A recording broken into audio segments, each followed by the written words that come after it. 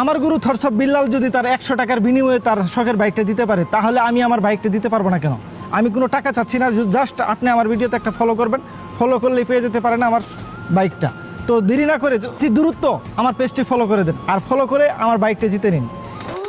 তোর বেল্লাল বাপে বাইক দিয়েছে লটারিতে 100 টাকার বিনিময়। তোর বেল্লাল বাপের দ্বারা যাই জিগা 3 লাখ টাকার বাইকেই 10 লাখ উড়াইছে, আরো 5 লাখ উড়াইবে। 15 লাখের বিনিময়ে সে বাইকটা সে দিয়ে দেবে লটারির মাধ্যমে। আর তুইও তো একটা দান্দাবাজ, বেল্লালের ফলো করো। আরে ও তো একটা তারসিরা পাগল, কি কইছি বোঝো না? ও একটা তারসিরা পাগল, ওর মাথায় সমস্যা আছে।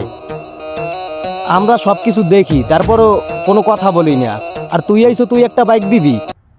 আর বাঙালিরাও একেবারে পাগল চোদা, বাঙালিরা সবাই পাগল, কি কইছি? আর নাহলে 100 টাকার বিনিময়ে ওর ওর হইয়ে যায় 10 লাখ 15 লাখ। হ্যাঁ, 100 টাকার বিনিময়ে তারাও কেমন মানুষ, তারাও লটারি কেনার লাগিয়া বিধি হইয়ে যায়।